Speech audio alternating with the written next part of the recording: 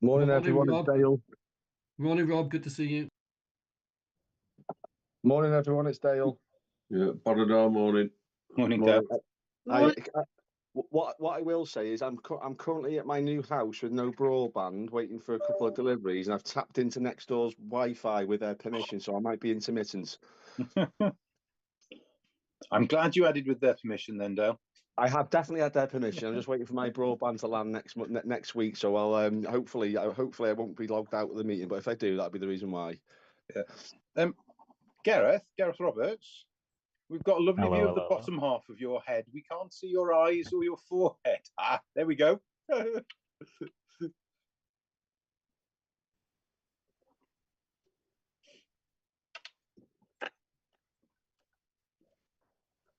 Well, Bamada, Pawb, good morning, everyone. It is 9:30. Recording in progress. So we shall make a start. So first item on the agenda is apologies. Lisa, do we have any apologies, please? We do. We have Marion Bateman, Sharon Dolman, Chris Hughes, Gareth Jones, Paul Rogers and Gareth Sandilands. Thank you for that. Is anybody aware of any other apologies that we haven't received? So, Chairman, I just I'll let you know that I'll have to leave at 11:30. I've got another meeting at 12 o'clock. Okay, we might have been optimistic. We might have finished by 11:30. We'll see how it goes. Thank you for letting us know. Dear. Okay, if there's no other apologies, we'll move on to item number 2, which is declaration of interest. Are there any declarations of interest from anyone, please? I can't see any hands being raised. So item number 3 is notice of urgent matters. There are no notifications of any urgent matters, so that doesn't apply. So item number 4 is the minutes of the last full authority meeting, which was held on the 21st of October of last year. So we'll take it for accuracy to begin with. So page number 1, number 2, number 3, number 4, number 5, number 6, number 7, number 8, number 9, number 10, number 11, number 12, and lastly, page 13. I can't see any hands being raised to say that they don't agree with the minutes of the last meeting. So can I have somebody to propose and second that we accept them? Thank you, Deputy Chair. Thank you. I think Gareth was next. So will you please all show that you approve the minutes of the last meeting? That's great. And can I thank member services again for those comprehensive and accurate minutes that have been produced. So we move on to item number 5, which is matters arising. So there's a few matters arising that I'd draw attention to, which came under the Chief's report last time. And if I can perhaps invite the Chief to comment on 3 aspects. There was number 7.3, which is the forthcoming inspection from the fire advisor. There's item number 7.6, which referred to the consultation on a new governance model. And there's item 7.8, referring to the Deputy Chief Fire Officer leaving us, but I think we may have an update on that. So I'll hand over to the Chief. Thank you, Chief. Thank you very much, and thank you for the opportunity to update members. Things move fast in the world of fire and rescue services. At 7.3, we've talked about the Chief Fire and Rescue Advisor and his review into firefighting tactics, which he has completed in South Wales and published last week his report into Mid and West Wales Fire Service. So he's starting that work with us. He's got the raw data at the moment, and he's starting the field work within the service on the 27th of January. With the intention that that work should be completed sometime in February and then published after that. And we will keep you informed. Councillor Cunningham, have you got a comment or question? Yes, Chief, I'd just like to say it's a good thing that this is happening. You know, we know that things are changing in the firefighting field, and I think it's good that we've got someone who is going to look into how we can proceed forward, and perhaps this might help us when we decide what we need if and when we get our new training establishment. Thank you, Chief. Absolutely. It will definitely feed into that specification. Moving on to 7.6, where we talk about the Welsh Government looking into potential governance arrangements for the fire and rescue services in Wales. As you know, it is pressing more in South Wales because there needs to be a decision on what happens after the commissioners are removed from that fire service. But from what the chair and myself can gather from the cabinet secretary, she is looking for to go out to consult on potential options. I don't think it's that she will be actually setting out her preferred options, but she will be asking for views, and that will now be in the spring.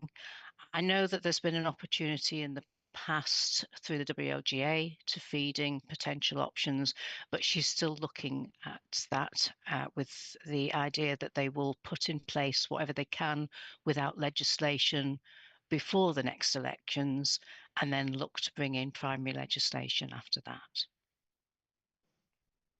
Just seeing if there's any hands or questions. No. Okay. And then finally 7.8, and yes, we did think that the Deputy Chief Fire Officer was planning to retire and leave us. Fortunately, he's had a change of heart, and you'll see he's here with us today. So I'm very pleased to to welcome Stuart Forshaw back.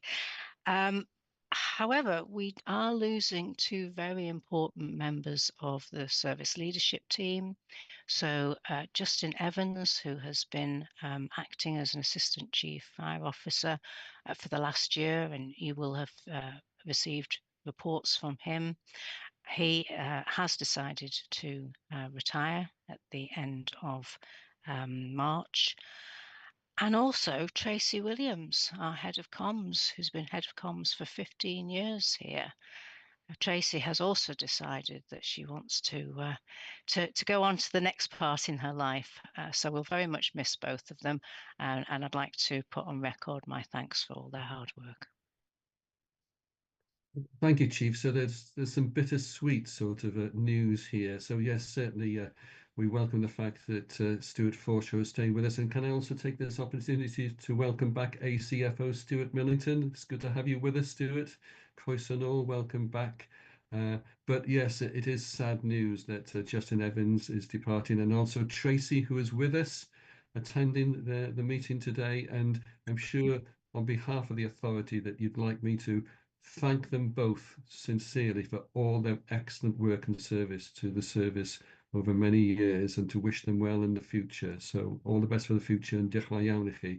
And apologies, I should have early on welcomed Councillor Anthony Wren to the meeting, because I think it's your first authority meeting, Anthony. It is, yes, thank you for the welcome. Right, so and apologies if I missed anybody else out. So any comments or questions for the Chief following that update? I can't see any hands being raised. No, so going back to matters arising, item 9 was an update on the new training centre, and I know that we're now in the process of establishing a project board. Can I invite the Deputy to give us an update? Thank you, Stuart.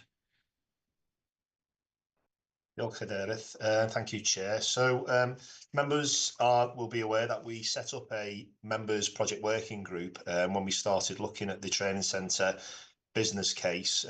That business case, as members will be aware, was approved at October's Fire Authority meeting.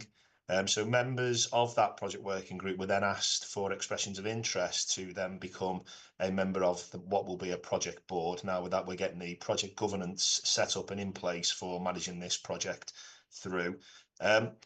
We had Councillor Sanderlands, who were very grateful to put himself forward to be the representative on the project board for the authority, and we intend to have our first meeting in the coming weeks to establish what will be then the project governance going forward, to work on the more detailed business case and in-depth design of what will be a new training centre to bring back to members at a point in time when we'll be requesting the budget to proceed with the build. So thank you, Chair. I hope that updates members.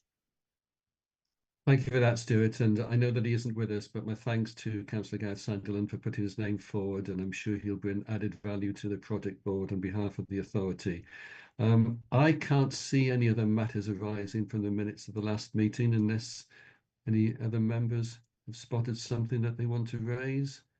I can't see any hands being raised, so that concludes that particular item agenda. So going on to the next item, which is the Chair's report. So you will have had the quarterly report detailing what myself and the Deputy Chair have been up to in terms of attending various meetings and events. I don't know if there's any comments or questions in relation to the report. Can't see any hands being raised. Just as an addendum, can I just take this opportunity as a chair? I'm sure that many of you would have seen on the Welsh news last night the excellent work that firefighters have been doing in the Conway area in terms of delivering water to residents following the burst pipe and the loss of water. And just once again, it just shows how willing and able members of the fire service are to sort of step in and help the community when they're in crisis. Deputy Chair, do you want to come in? Yes, Chair. Just to mention that a former firefighter who joined the former Clwyd in 1974, Brian Golding from Colwyn Bay, has died, and his funeral is on the 31st of this month. Alas, I will be up at Penrith and I won't be able to attend to represent the fire authority. But if there are any members from the Colwyn Bay area who might be able to, it's in the Methodist Church. I'll send details to Lisa, and perhaps someone could represent the fire authority at his funeral. Thank you, Paul, for bringing that to our attention, and I'm sure that we can arrange for a member of the fire authority to represent us at the funeral. Thank you for that. If there's no comments or questions, then we move on to item number 7 on the agenda, which is the Independent Culture Review, and I'm handing over to the Chief for an update. Thank you, Chief. Diolch. Bore da. I'm pleased to be able to provide members with an update on the progress of the Independent Cultural Review into North Wales Fire and Rescue Service. If you can think back to this time last year, South Wales Fire and Rescue Service were about to publish their Independent Cultural Review. Their review had been led by Fenella Morris, KC, and you might remember that that report contained criticisms not only about practices within the Fire and Rescue Service, but it also contains some appalling examples of behaviours by firefighters. On the back of that report, Welsh Government intervened. They removed the fire authority and they put in place 4 commissioners to help run the service. In many ways, that was quite a dramatic step, with Welsh Government in effect taking away representatives from the local councils and the voice of those local councils that fund South Wales Fire and Rescue Service. And at the same time, there was concern that there may have been similar behaviours happening in North Wales Fire and Rescue Service or Mid and West Wales Fire and Rescue Service. The then Deputy Minister, Hannah Blythin, met with myself and the Chair, and she was reassured that we were further along our cultural change journey than perhaps South Wales was. She was reassured not just by what we said, but because she'd met personally firefighters, control operators, and female members of staff who told her about their experiences working for North Wales Fire and Rescue Service. However, we suggested that an independent review of North Wales Fire and Rescue Service would be helpful to hear the voice of our people, and to receive recommendations as how we could progress further and faster. The contract to undertake the work was issued to Crest Advisory in June 24, and they started their field work first in Mid and West Wales and then in North Wales. And this has been a very comprehensive piece of work, and we didn't even receive the first initial draft for fact checking until the 23rd of December. Now, there's still work to be done on both reports to incorporate corrected facts and to have the reports translated. So although in the pack that you've received, I've mentioned the date of the 27th of January being the date that we will publish this report, there's probably going to be a little bit of slippage due to the need to make sure that it's accurate and translated. And we're also very keen to coincide our publication date with that of Mid and West Wales. So it's probably going to be either late January or the very, very latest, sort of the first week in February, in which those reports will be published. So because of that, I can't share the actual report with you here today. But there is some good points that I'd like to just put over to you.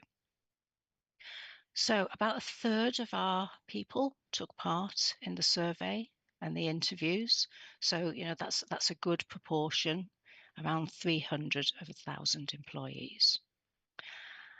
And there are fortunately no individual incidents of appalling sexism or racism in their behaviours. However, there are themes around leadership style that we already know about and that we are addressing. We do need to recognise that change can be difficult, and different people, they change at different rates. And we need to help them understand that a style of management that might have been appropriate many years ago is not right for today. So we have got work that we need to do in that matter. Overall, it is pleasing to see that there's a recognition that the culture has improved over the last 3 years, and the majority of people that responded are very proud to work for North Wales Fire and Rescue Service, and they would recommend this service as a good place to work, which then is pleasing for all of us, because only through that we can make sure that we can be delivering the very best of services. And finally, I'd like to mention that when the chair and I met with representatives of the Fire Brigades Union last week, they were very keen to say that they wanted to support us on our cultural journey. They're not about throwing stones. They have the best interests of the service and all our employees. And we look forward to working very positively with them on our cultural journey. So I'm happy to take any questions or comments that members might have. Thank you, Chief, for that reassuring update. I do just want to make one comment before I throw it over to members. Obviously, it's difficult for us to make informed comments when we haven't seen the actual draft report as yet. But can I just draw members' attentions to the second recommendation, which says, agree to nominate representatives of the authority to attend a webinar with Crest to discuss the findings of the review and recommendations for the future. I understand that that recommendation has come from Crest themselves. I don't support the recommendation because I feel that all members of the authority should be given the opportunity to attend the webinar, because I think it's such an important matter that I don't think anybody should be excluded. And I think it would be difficult for us to decide who should attend if we've only been allowed to sort of select a cohort of members. So I'd be interested to hear members' views on that, but certainly my own view is that we should all be given an invitation to attend that webinar. So over to you, members, for any comments or questions. Diolch. I think Councillor Mark Jones just beat the Deputy Chair. Mark? Yeah, I fully support what you're proposing. I think we need to discuss this once we've had full sight of the report. And obviously, I would imagine it'll be on the agenda for the next meeting with that regard. And I think we should all be encouraged to attend the webinar.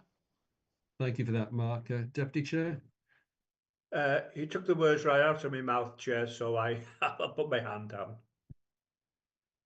Thank you for that, Paul. Any other comments or questions from members?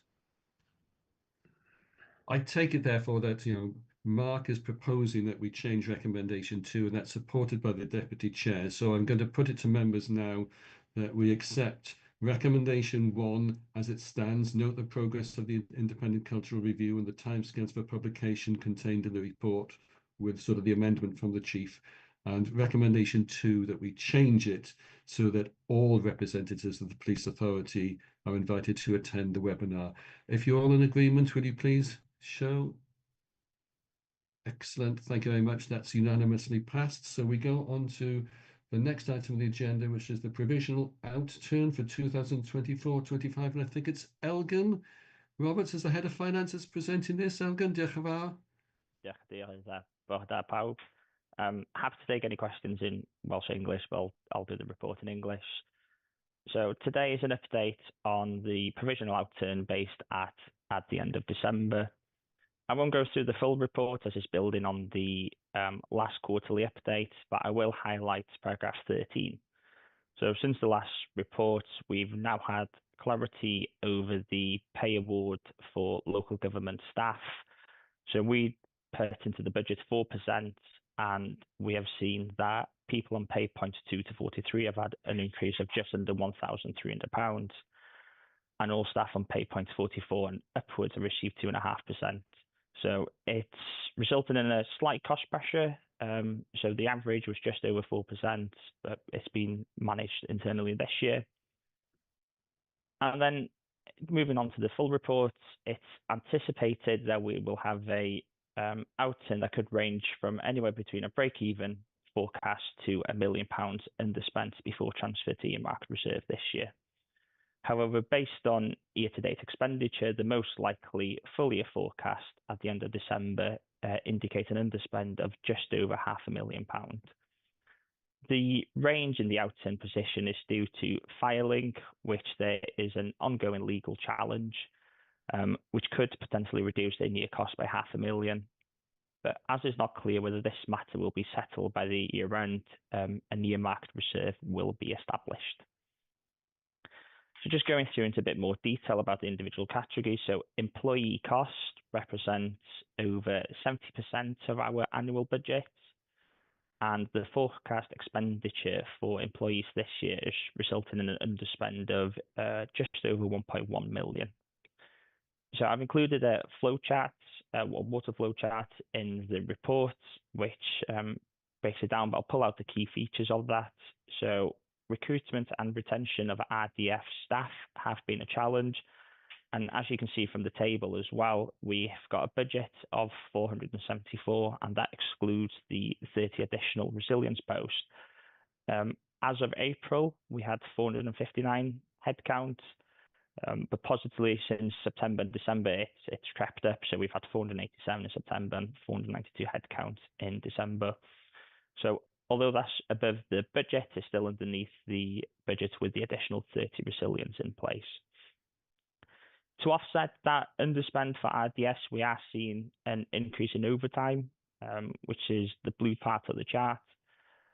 We've also seen a higher than anticipated retirements from whole-time staff, but positively from January, another 10 cohorts of firefighters apprentices have started, so that will close the gap. And there's also difficulties in recruiting specialised posts within corporate departments, which is also adding towards the underspend for employee cost. Moving on to non-pay, so essentially that's everything that is not income, capital or employee related, forecasting to be overspent by £200,000.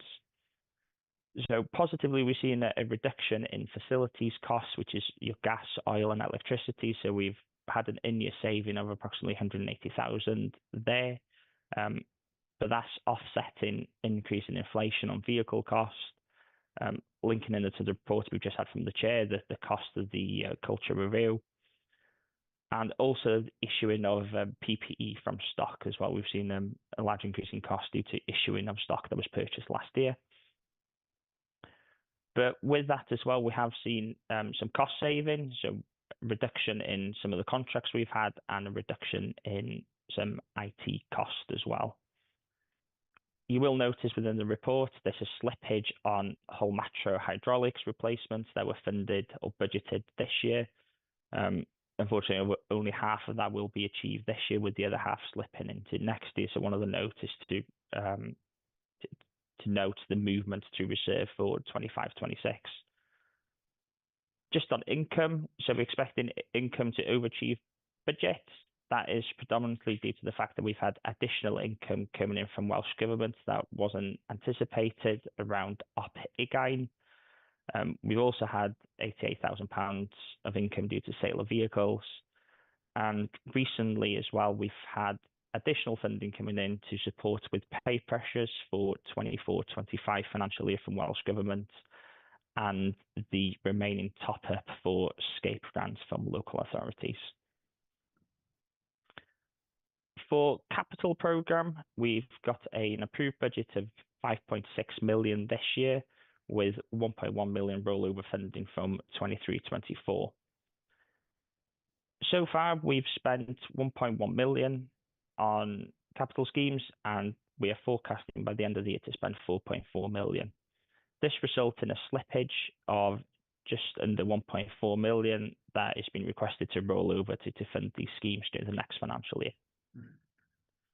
And just to break down that 4.4 million of capital expenditure for this year, we're anticipating that 3.7 million will be funded by borrowing and 700,000 will be funded from earmarked reserves. Thank you. Diolch, Elgan. So I'll throw it open to members for comments and questions, please.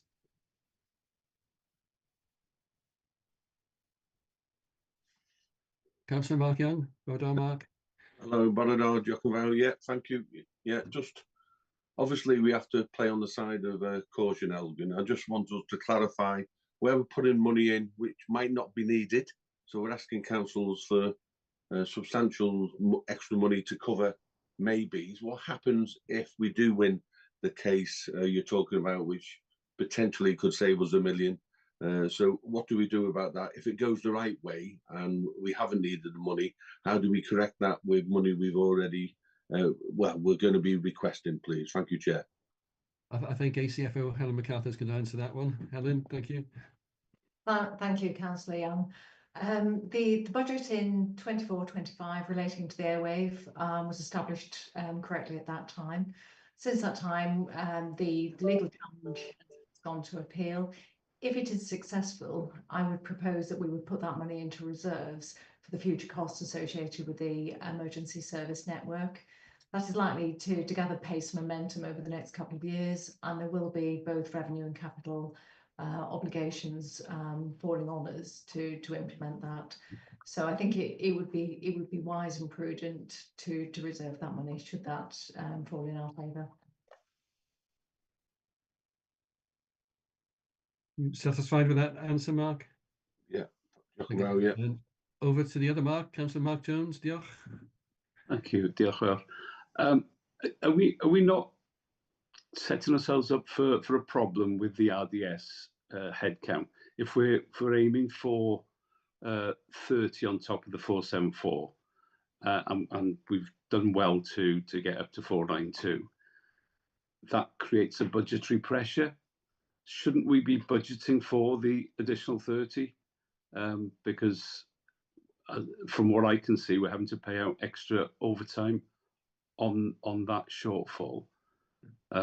Please correct me if I'm wrong, but I think we should be budgeting for the extra 30 rather than finding ourselves having to find extra money if we do hit the target, or having to pay more overtime. Yeah, apologies. It might be the way that it's worded in the report. So the 474 is the sort of the core budget we have in for RDS, but as part of the budget setting last year, I'm not sure if it was in the previous year as well, there was So there's an ambition to recruit additional 30 RDS because we budget based on head count, not on need. So it was to build that up, not to slip into a future agenda item in terms of budget setting, but that has been reduced for 25-26 from 30 to 15 staff. So yes, the head count is the 474 plus the 30, and it is all budgeted. Okay. Perhaps I can sort of ask a supplementary in relation to your question, Mark, because I am a little bit concerned about sort of, it says that it's been necessary to utilise overtime. I couldn't actually see any specific costs in relation to the overtime. What I'm not sure about is that, okay, if we've got sort of staff vacancies and we're paying overtime, does that mean that we save money or we're losing money by having to pay overtime to cover, you know, posts that aren't available? Do we have any more information? I'm happy to come in on that if I may, please. When we set the budget, we set a budget for the headcount of staff in post in relation to the RDS. We also set a supplementary budget for the aspiration of recruiting. In addition to that, we fully fund the establishment around the whole time. During the course of the year, people retire, people are promoted, people perhaps gone out with secondment. So where there are gaps and we have to fill those, we do utilise the overtime. It isn't absolutely cost neutral for us because overtime is on occasions does attract a premium. But actually that's managed in the totality of the budget. So there isn't a need to set an overtime budget for when people do retire, because there's an underspend from the establishment. I'm not sure if that fully answers the query. It certainly explains the process. Thank you, Helen. I'm just wondering if perhaps when you say it may not be exactly cost neutral, I'm wondering if we should have more financial management information just for us to get a better picture just going forward. So thank you. Any other questions or comments from anyone, please? I can't see any hands being raised. In that case, can I refer members to the recommendations that are contained on page 22 of the papers? So there's 3 recommendations.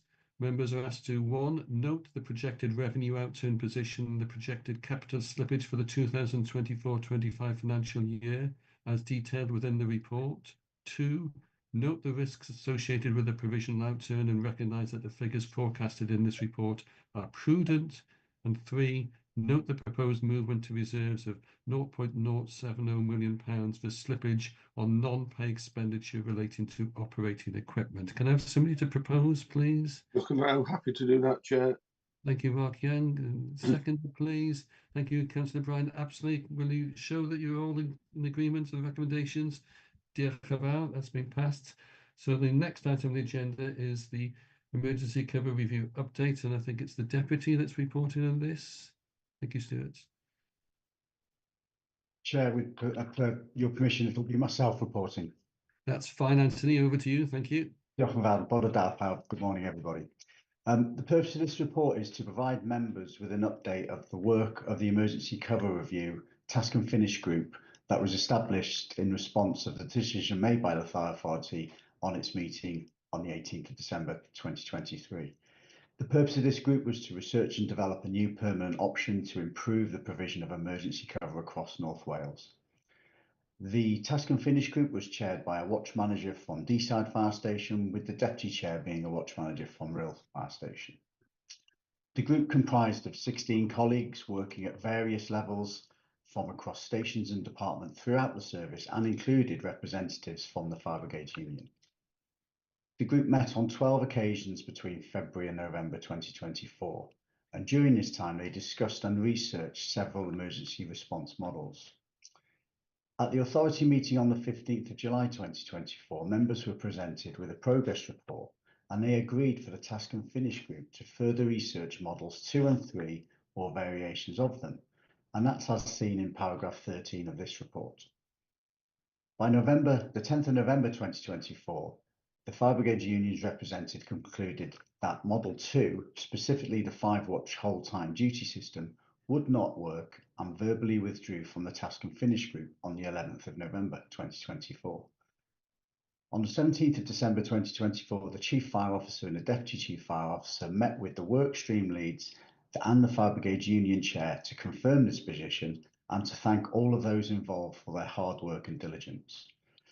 Officers and the Fire Brigade Union representatives have been having very positive and encouraging conversations in both formal and informal meetings. We've agreed to continue to devise and test alternative solutions within the agreed budget to address emergency cover in our rural locations. The primary focus of this work is to continue to work in social partnership to a point of agreement with the exploration of the suggestions and ideas from the Fire Brigade Union and staff in relation to improving the resilience within our existing whole time and day crewing duty systems. Once negotiated and agreed, this work will continue to look at alternative models that can be used to address emergency cover in rural locations. So the recommendations within the report are that members are asked to note that officers continued to work with staff and representative bodies in social partnership to develop the emergency cover review, research models 2 and 3 or variations of them. Note the agreed conclusion that the 5-watch duty system will not work in North Wales and as a result of the withdrawal of the Fire Brigade Union and closure of the Task and Finish working group. Appreciate the efforts and contributions made by the Emergency Cover Review Task and Finish group members and ask officers to continue to devise and test alternative solutions with the representative bodies within the agreed budget to address emergency cover in rural locations. Diolch yn fawr iawn. Thank you very much, and I'm very happy to take any questions. Thank you, Ant, for the update. Chief, do you want to come in? Yes, I think I just want to emphasise that, working relationships with all rep bodies, including the Fire Brigades Union, are very good.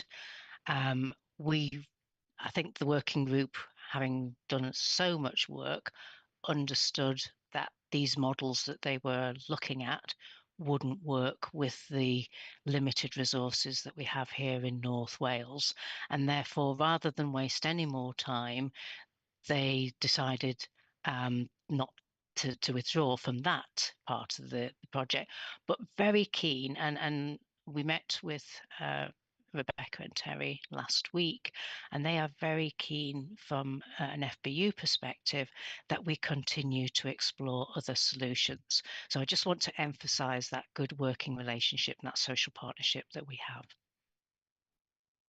Thank you, Chief, and I want to echo those comments. And in fact, sort of the FBU representatives were concerned that we might get the wrong picture by the fact that they'd withdrawn from being involved in the process of pursuing Model 2, whereas in fact they are fully invested in the process of wanting to work with representatives within the fire service and officers to find a solution.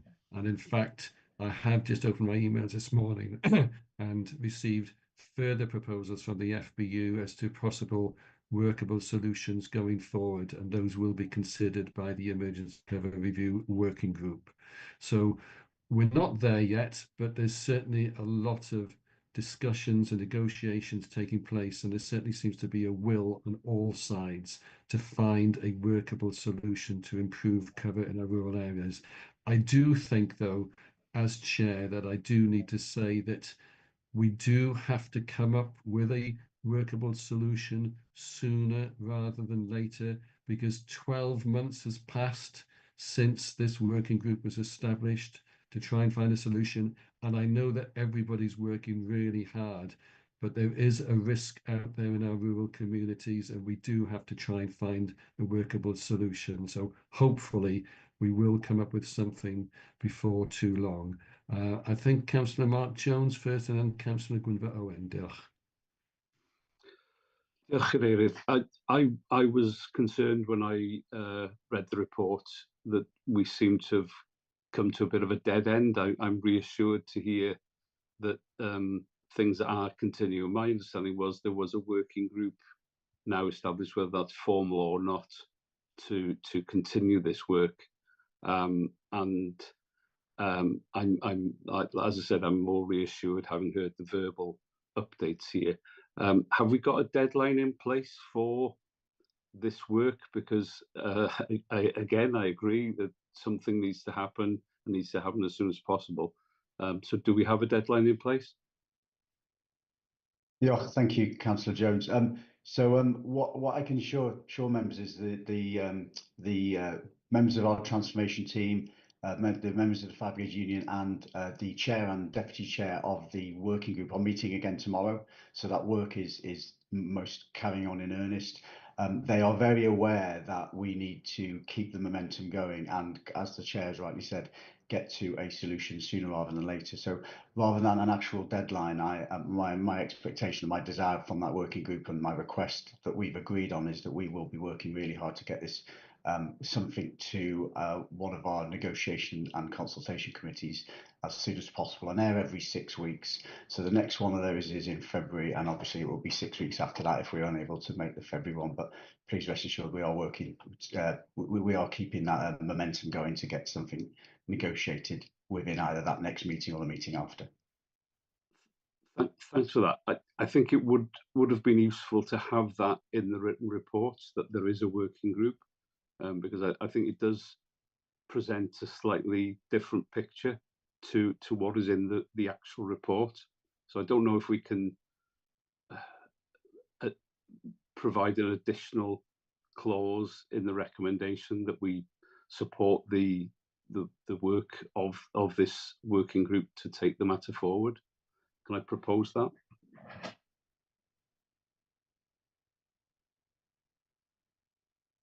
You can certainly propose it, Mark. I don't know if anybody wants to second it. I don't know if we need it as a proposal or if it will just do the fact that we know that it has been sort of recorded in the minutes. But that's I'll throw that open to members. Councillor Beverly Parry-Jones. Beverly, do you want to come in? Thank you, Chair. I'm happy to second Mark's proposal. That's fine. So when we come to the recommendations, we'll include that to vote upon. Cynghorydd Gwynfor Owen. Diolch yn fawr, Mr Cadeirydd. Ga i na ddeud hefyd bod dwi'n teimlo well ar ôl clywed be gen y swyddogion i ddeud yn hytrach na jyst darllen yr adroddiad, felly o'n i'n drist iawn ar ôl darllen yr adroddiad. Ond hefyd y prif beth dwi eisiau ddeud ydy ategu geiriau ddech chi ddeud, Mr Cadeirydd. Mae'r broses yma wedi cymryd blwyddyn rwan, ond wrth gwrs mi oedd wedi cymryd blwyddyn cyn hynny hefyd, lle oeddan ni fel aelodau. Felly mae'r broses wedi cymryd 2 flynedd mewn gwirionedd a wedi cymryd rhan fwyaf amser dwi wedi bod yn aelod o'r awdurdod yma. Ac felly dwi'n hynod siomedig bod oes a ddim datrysiad wedi bod hyd yn hyn, ond yn ddiolchgar o glywed beth gen y swyddogion i ddeud ac yn gobeithio lles diogelwch bobl yn yr ardaloedd gwledig y bydd na datrysiad buan yn cael ei wneud. Diolch yn fawr. Diolch yn fawr, Gwynfor. Any other comments or questions from members? I can't see any hands being raised. In that case, I refer members to the 4 recommendations that have already been presented, plus we will now add the 5th recommendation as outlined by Councillor Mark Jones. If you're in agreement, will you show, please? Diolch yn fawr. That's been unanimously passed. So we go on to item number 10, which is the budget setting for 2025-26. And it's over to you, Helen, please. Diolch. Thank you, Chair. This item relates to our budget setting for the next financial year, which starts on the 1st of April. And it also concludes the work over the last 6 months, both by officers and also members of the Budget Scrutiny Working Group. The elements of this report have been reported previously to members of the authority at its meeting in October, also through the Budget Scrutiny Working Group that has met on numerous occasions, the Audit Committee and Executive Panel in December 2024. Overall, the budget setting process for next year has been overseen by the Budget Scrutiny Working Group. I don't intend to repeat the background as the detail is set out in the report and has been previously considered by members. What I can confirm is that since presentations in December, final planning assessment remains unchanged and the budget requirement for next year remains at 52.389 million, Within that, it's proposed that reserves of 600,000 are utilised, and importantly, this is for non-recurring expenditure. That leaves a levy requirement of 51.8 million, which is an increase of 7%, and notably fully includes the additional national insurance that was announced in the last budget. Importantly, the final figure includes actions taken through the Budget Scrutiny Working Group to reduce the initial planning assessment, but also incorporates previously unidentified cost pressures. And I think it's important for members to be aware of the key elements that we have included within the budget. I'll start with employee costs, because previously reported by Elgan, these account for over 70% of our budget. Within the budget setting process, we've made full provision for all staff in post, and that includes all of the whole time, the corporate staff, the RDS, and also any approved vacancies. Importantly, we've actually built additional capacity within the RDS budget, and that's an additional number of staff, and that's to help us improve availability. So the work around recruitment and availability of retained colleagues is ongoing throughout the year. And what we see in that cohort of staff is that a number of staff join us and a number of staff leave and retire. So it's really important that work continues, but equally important, picking up Councillor Mark Jones's point earlier, that we build capacity in the budget to make sure that we don't create a financial problem should we be able to increase the numbers. Notably, the full year impact of the national uplift to RDS pay rates during this financial year has been fully incorporated, and that puts an initial cost pressure of £1 million. And that relates to the retaining fee, and that's increased for our retained colleagues by 50% this year. Planning assessment of 3% for cost of living increase for next year has been incorporated, and we've worked both within the sector, within Wales and nationally within the sector to make sure that is reasonable. And we've also linked with colleagues in local authorities across North Wales. Turning to the non-pay, this is an area that does fluctuate quite considerably year on year, and certainly for 25-26, we've looked to make savings within our technical operations and also our facilities. We've benefited from more stability in gas and electricity costs, and also reductions in national non-domestic rates for some properties where we've put appeals in. We are continuing to experience ICT cost pressures, and that relates to a number of factors. The reliance now that we have on ICT, making sure that our system is as cyber secure as it can be, and also replacement of software. We've identified some additional costs relating to flow meters in fire appliances, and also replacement software within our command and control system. So that's about mobilising our fire appliances. What we intend to propose is that use of reserves for one-off expenditure, and therefore making sure that we don't create an ongoing cost pressure by using reserves in the short term. As discussed previously, there remains uncertainty regarding the Firelink contract, and that is due to that ongoing legal challenge. Turning finally to the capital financing and interest, about 7% of our revenue budget is consumed by making a contribution towards the use of our capital assets, and also through borrowing costs associated with those assets. We have a number of loans maturing in 25-26, which require refinancing. Sadly, interest rates remain stubbornly high, and this creates an immediate pressure in the order of 650,000. Capital programme for next year is 6.1 million, and the costs associated with that have been built into the revenue budget. Other assumptions of note is that we've assumed that the Welsh Government grants will continue during 24/5, and we've assumed that there won't be any inflationary uplift for those. In respect of the levy for each local authority, I would like to draw members' attention to Appendix 3, which shows the impact of the levy for each local authority. And these figures have been based on the population estimates provided to us.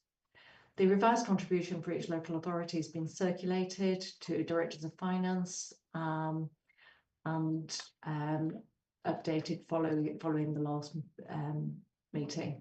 So in conclusion, the current planning assessment is for a budget requirement of 52.4, which and following the use of reserves relates to 51.8 to be met through levy. Chair, I'm happy to take any questions on the report that members may have. Diolch Annan. So first of all, over to the Treasurer. David, dych chi eisiau dweud rhywbeth? Diolch. Ie, diolch cadeirydd. A diolch hefyd diolch i Helen am redeg drwy'r ffigurau yna. A diolch i'r holl swyddogion cyllid am yr holl waith sydd wedi mynd tu ôl i hwn. Da chi'n gweld y fyma, mae o fatha'r iceberg yn gyllideb yma rwsyd. Da chi'n gweld y pig yr iceberg, ond mae lot o'r gwaith o dan lefel y dŵr yn cael ei wneud gen Elgan a'r tîm. Maen nhw'n gwneud gwaith da yma. Jyst rhywfaint o cyd-destun ar i chi gymeradwyo cyfnodion ar ddechrau cyfarfod heddiw, cyfnodion hydref o'r awdurdod, ac yn fanna oeddech chi fel awdurdod yn nodi'r rhagdybiaethau cychwynnol o'r gyllideb yma. Wrth gwrs, oedd y gwaith wedi cychwyn cyn hynny, efo sawl cyfarfod o'r gweithgor craffu'r gyllideb, sefydlwyd gan y pwyllgor archwilio, wedi gadeirio gen Mark, cadeirydd y pwyllgor hwnnw. Mi nath yr gweithgor yna waith manwl allweddol llaw yn llaw efo'r swyddogion. Dwi'n credu fod y swyddogion a'r gweithgor wedi cyrraedd balans priodol yn y gyllideb, sy'n ger bron heddiw. Does am gormod o risg yno fo, a da ni hefyd yn isafu yr ardoll ar yr awdurdodau lleol gyfansoddol. Fel ydodd Helen, mae hitha a fi wedi cadw mewn cyswllt efo'r trysoryddion o'r 6 cyngor drwy'r broses a di briffio nhw, di cyfarfod efo nhw nôl yn Gorffennaf ac yn Tachwedd.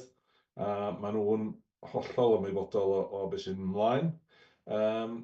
Ddaru amcamgyfrifon cyllideb gael ei cyflwyno i'r pwyllgor archwilio ac i'r panel gweithredol ar yr 11 ar 15 o Ragfyr, ac yn fanno oeddech chi fel aelodau yn cefnogi yr cynigion ger bron. Does o ddim newid arwyddocaol i'r ffigurau ers hynny. Mae'r awdurdodau cyfansoddol wedi derbyn rhybudd o'r ardal tebygol.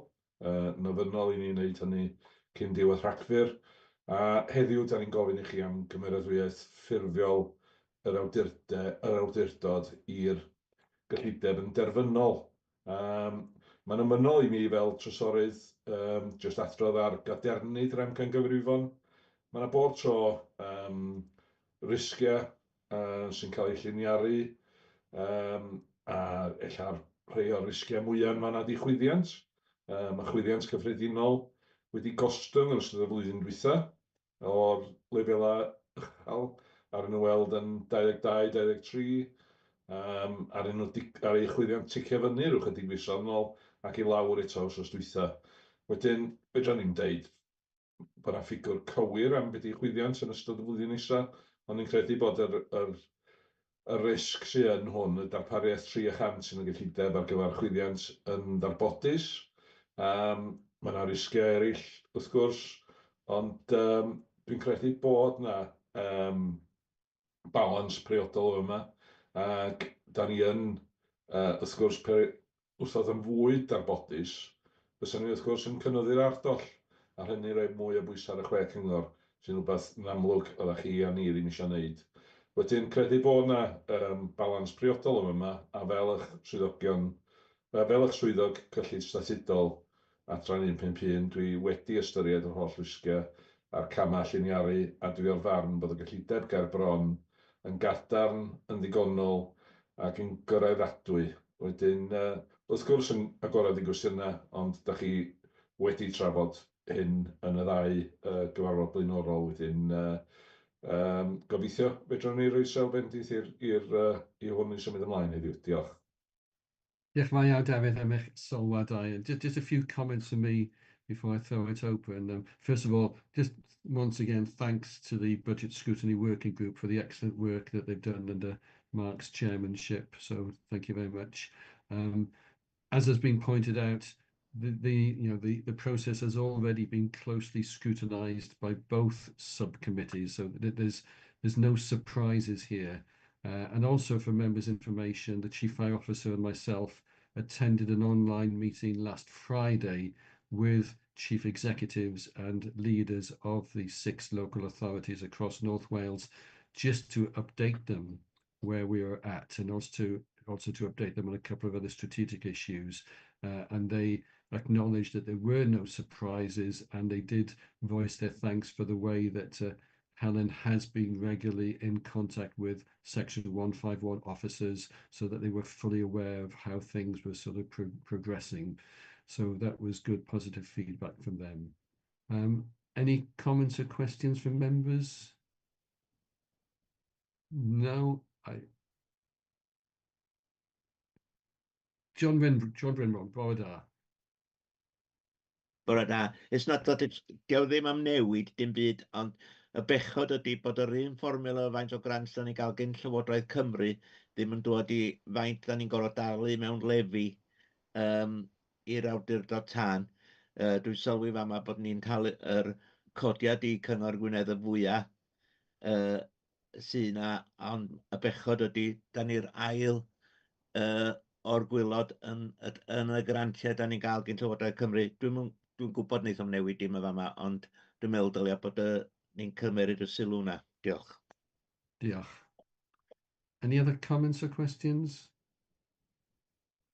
No, I can't see any hands being raised. So if I can draw members' attention to page 34, which contains the recommendations, it is recommended that members 1. Note the findings of the Budget Scrutiny Working Group, including the planning assumptions being used to develop the revenue budget for 2025-26. 2. Note the current financial planning assessment of a budget requirement of £52.389 million for 2025-26. 3. Note the proposal to utilise £0.601 million of reserves for 2025-26. And 4. Endorse the communication of the draft financial levy of £51.788 million from the constituent local authorities. Can I have someone to propose and second, please? Thank you, Mark. Thank you, Deputy Chair. Will you show that you're in agreement? Diolch yn fawr. That's been unanimously passed. So we go on to now item number 11. The Welsh Government consultation on employee contribution rates for the firefighters' pension scheme. And I'm so grateful that Helen's going to present this. Diolch, Helen. Diolch. I think I probably get the award for the longest title. Effectively, this report provides the background on the proposed response to the Welsh Government's consultation. And if approved, that will be sent in the name of the Fire Authority.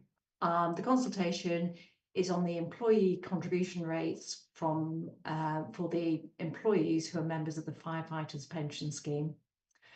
By way of background, the firefighters' pension scheme provides benefits to those within the scheme, which includes provision for their retirement and also surviving partners and dependent children.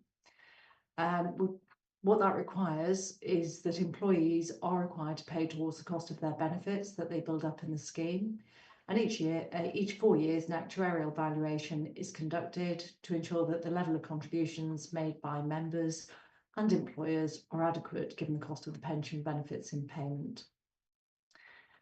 Currently, all active members of the scheme contribute to the scheme by paying contributions, and that's based on salary bandings. And it's based as a percentage of pensionable pay. And the overall proportion of pensionable pay that members collectively are expected to contribute is known as the yield. And the yield of 13.2% of pensionable pay is required to ensure the future sustainability of the scheme. If the yield isn't met, the cost of the scheme will fall unduly on taxpayers. And whilst the yield is a fixed percentage, it's calculated as an average across all employed firefighters. What that means is people who earn less probably pay a lower contribution, and as you go through your career, you actually pay a higher percentage. More recently, the yield has not been sufficient and is currently below the target rate, and therefore the government is now consulting on the options that are available to address this. Within the consultation, there's a number of principles, and that's the first one being that the contributions need to be affordable and that the changes should not induce members to opt out of the scheme. The rate should be structured in favour of lower paid members of the scheme. So the more you earn, the more you pay. The rate should not discourage career progression. So what we don't want to do is stop people wishing to further their career because the pension contributions become too onerous. It also needs to be future-proofed so that we don't have to go through a consultation period every 4 years. And then finally, the system needs to be relatively straightforward to administer. And that administration is about reducing the risk of error and making sure that it's understandable. So within the consultation document, there are 4 options. The first one being to maintain the current system, but effectively just change all of the contribution rates. Definitely the simplest option, but it doesn't future-proof it. The reason it doesn't is every time there's a growth in salaries due to cost of living, effectively people move between bands. The second option is to update the current system to introduce contributions on a marginal basis, and that's similar to the mechanism for determining tax. And that means that an employee's contribution rate would vary. So you would pay a set contribution for the first X number of thousand of earnings, then it would increase for the next. And whilst this does remove any disincentive for promotion due to higher contributions, it does present massive challenges in terms of the administration. Third option is to calculate contribution rates based on actual salary rather than a notional salary or an assumed pensional pay. That would definitely benefit the on-call employees, but the opposite side of that is we would need to increase contribution rates for all staff to ameliorate the impact. And then the final option is to link contributions to the grade structure set out with the terms and conditions of service.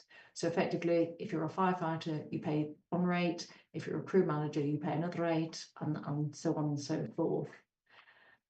Within the paper today, the proposed response confirms that linking contributions to grade structures provides the easiest scheme to administer, and that supports the principles established. However, we are mindful that in its current form, it contains a disincentive effect for employees, and that relates to the promotion due to the significant effect of widening the contribution rates between the bands. This option includes a reduction in contributions for firefighters, but increases contributions for crew managers and above. We understand that the Welsh Government is working with the Government Actuaries Department to look at this, and subject to that disincentive effect being addressed, this would actually remain the preferred option. I'm happy to take any questions on the consultation or indeed the underlying principles. Thank you, Chair. Thank you, Helen. Any questions or comments in relation to the report?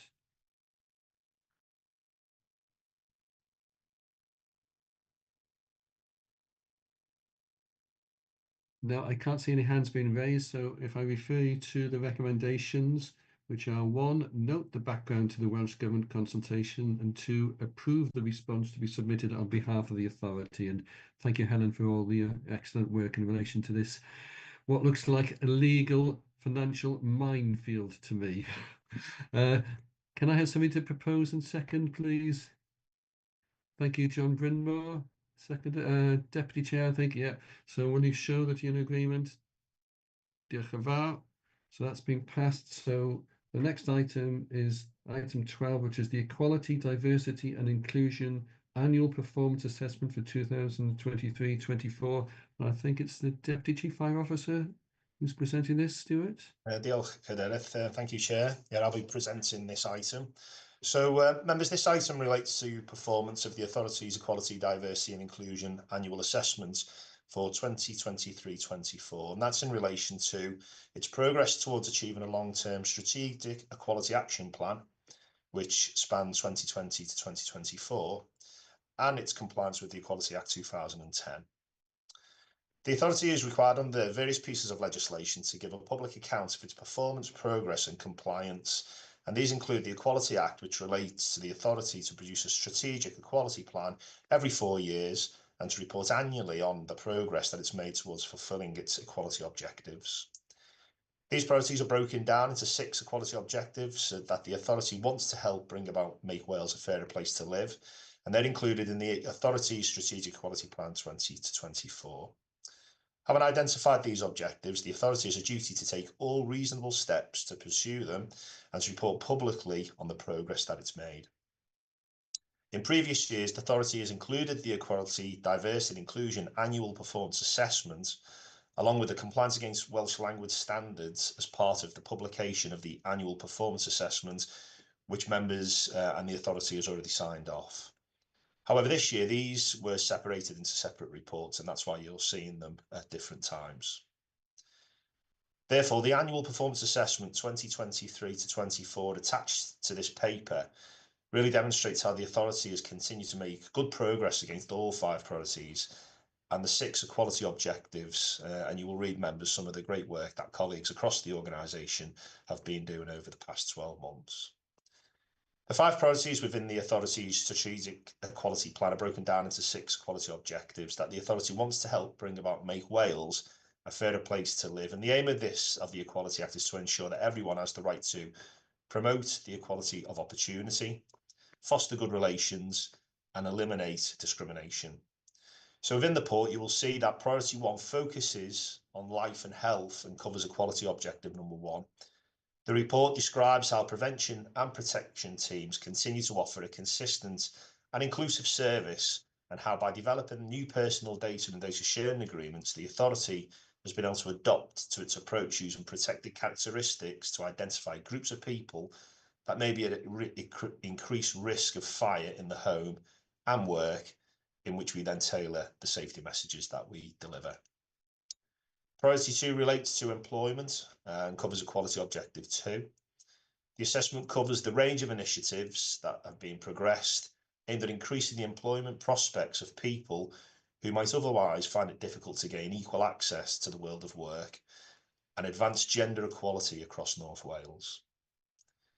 Priority 3 relates to education, and this includes how the authorities continue to develop an inclusive culture where leaders and staff demonstrate their commitment to promoting equality and support a fair and inclusive workplace. This section also includes how there's been a continued delivery of specific EDI training for leaders across all levels of each service, with the provision informing best practice and acknowledging that various procedures and policies have been updated during the year. This also encompasses equality objective 3. Priority 4 covers personal safety and the work around reducing the risk to death or injury through the provision of effective prevention and protection services, and also our emergency response.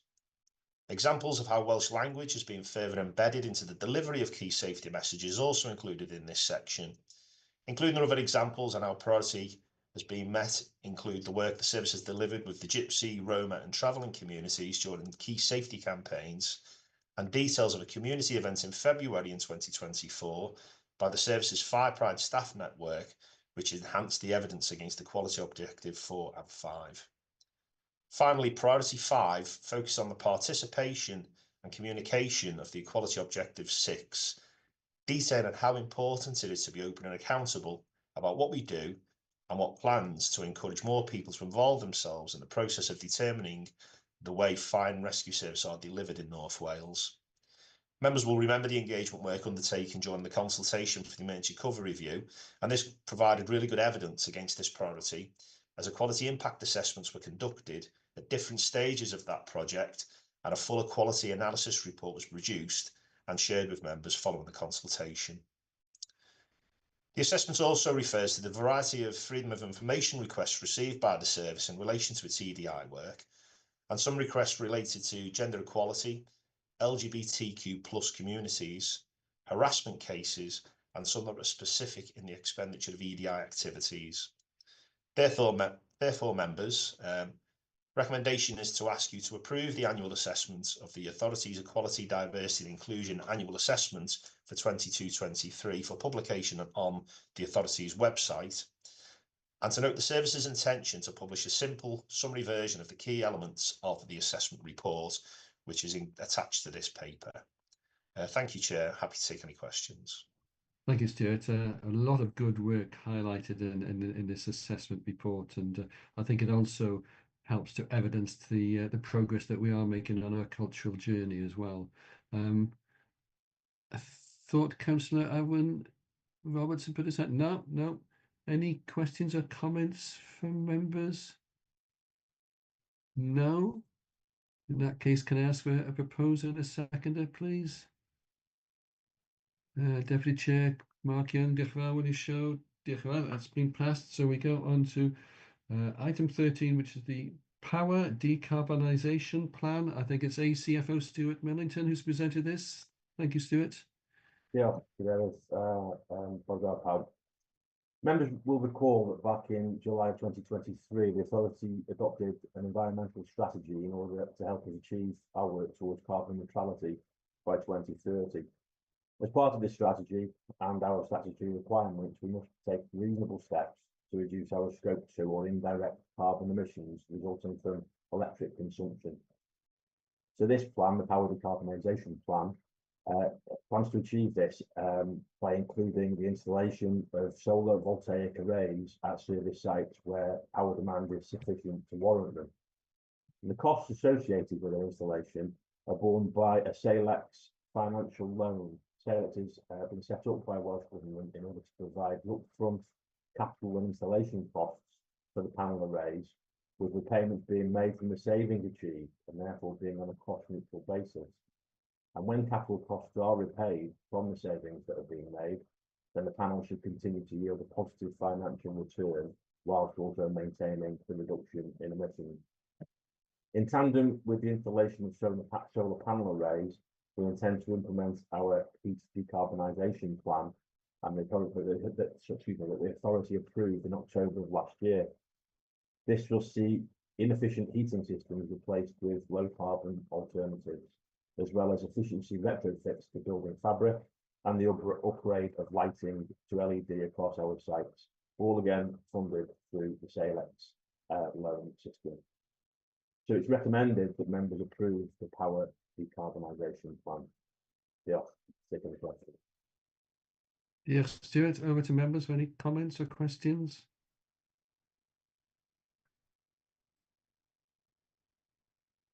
And can I also take this opportunity once again to thank Tim Christensen as the Environment and Climate Change Manager for his good work in this field. Councillor Chris Hughes, over to you, Chris. Thank you, Chair. Can I commend this report to members? I think it's an excellent report and goes a significant way to supporting the proposals and the agenda for the authority in terms of decarbonisation. So I'd like to move the report, Chair. Thank you very much, Chris. And this obviously builds on the good work that you and other members were involved in the Environment Working Group. So we have a proposal from Chris. Can I have a seconder, please? Thank you, Councillor Mark Jones. Will you show that you approve the recommendation? Diolch yn fawr. So the plan has been approved. So on to the last item, item 14, which is the residual carbon emissions plan. And back to you again, Stuart, please. Thank you. So just to remind members, there are 3 scopes for carbon emissions. Scope 1 being carbon generated as a direct impact of our activities, that being our buildings and our fleet, for example.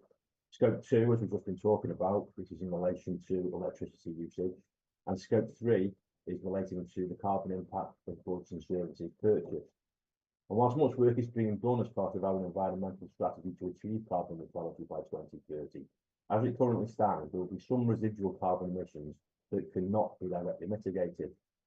These residual emissions make up just over half of our total carbon footprint and are predominantly from Scope 3 emissions, that being goods and services purchased. It's necessary for us to have a plan in place for how we're going to address this residual carbon. And carbon emissions can be dealt with in 2 ways, these being to mitigate or to offset. The most cost-effective way of dealing with residual emissions that cannot be mitigated is to offset by sequestering atmospheric carbon dioxide in trees. This is included within our residual carbon emissions plan, but it would be necessary to initiate a scheme with the Woodland Trust that would cost in excess of £1 million. And therefore it's proposed that all means to mitigate Scope 1 and 2 emissions are fully exhausted before any carbon offset scheme is initiated. And therefore this report recommends that members approve the residual carbon emissions plan, if we need to have a plan, but that we direct the environmental and climate change manager to begin implementing the plan only once all carbon emissions arising under scope 1 and 2 have been fully mitigated. And again, I'm happy to take any questions. Thank you, Stuart. And I don't think we want to be sort of going down the road of spending another £1 million. I'm sure members would agree. Any comments or questions, please? No. Can I have a proposer and a seconder? Thank you, Mark Young. Thank you, Chris Hughes. Will everybody show that they're in agreement? Diolch yn fawr, those recommendations have been passed. As I said at the beginning, there aren't any urgent matters, so we certainly have finished before 11:30 this morning. Can I thank all members and officers for their participation and contributions, and have a good week, everybody. Diolch yn fawr, pawb. Diolch yn fawr, thank you. Diolch yn fawr, diolch yn fawr. Yeah. Diolch.